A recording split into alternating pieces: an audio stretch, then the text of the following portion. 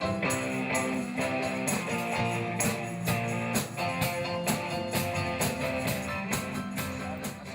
are in week 4 of the Deloitte League of Rock. This is one of my favorite weeks because this is the week before they play live.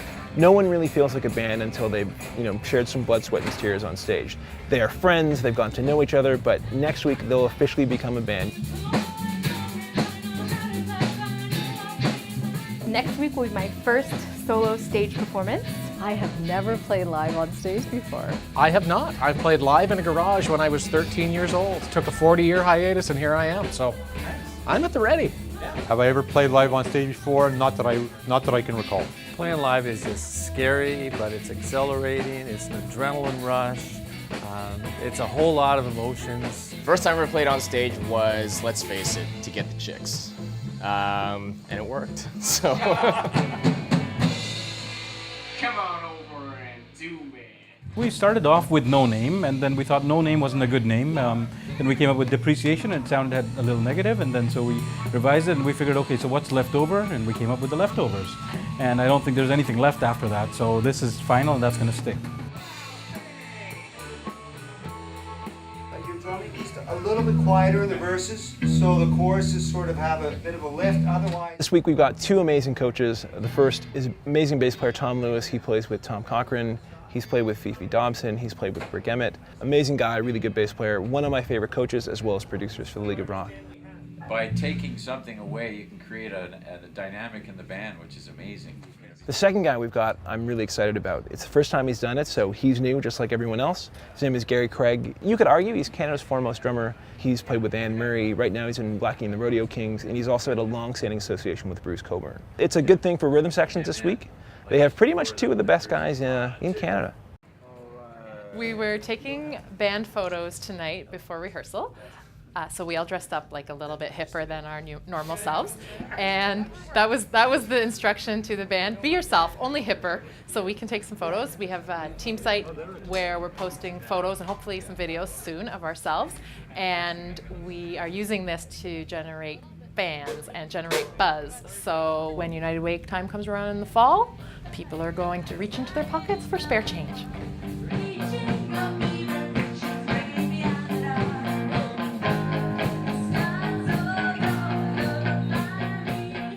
We all know someone that's been helped significantly by someone like the United Way, so it's a spectacular charity, and we give to it generously, and this is a great opportunity to really do a lot for that charity. The charity is the #1 reason why we did this, as all of you know. We just found music was a way to connect people. We have 20-year-olds in our organization and 60-year-olds. Music's a way to do that, and we thought that would be a great element for raising funds this year. We love to help the community, and this to me is just the most interesting and coolest way to be able to do that. It really is an important cause. Deloitte gets behind it really well, but this just changes it up a little, and I think we're going to get a great lot of participation as a result of doing this. I'm glad to be here. It's always great to give back to the community in any way, and United Way is a terrific charity. They help all sorts of people in all sorts of situations that they need the help. We're having a great time doing it, and to the extent we can raise a whole bunch of money for United Way, who we know does tremendous things for the community, can only be a bonus. It's a great cause, and I'm so happy that I can help out in whatever little way I can, because I have no rock experience, but I'm enjoying the ride. We do a lot of charity stuff. We try to have a lot of fun doing it. And for me, this will be the most fun I've ever had helping a charity.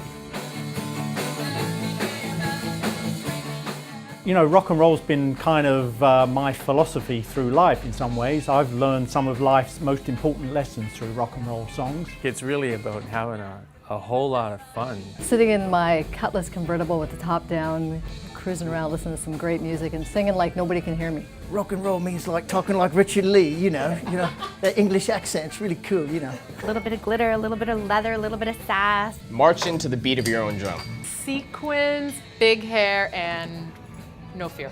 It's a bad lifestyle choice.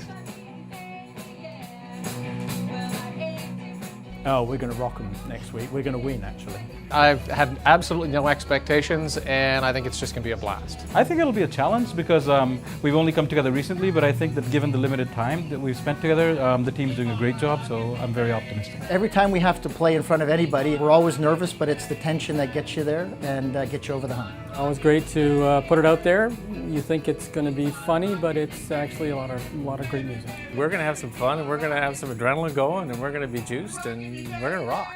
We're going to rock out, and we're going to kick some ass. I think we're going to kick some ass. Yep. We're going to kick ass.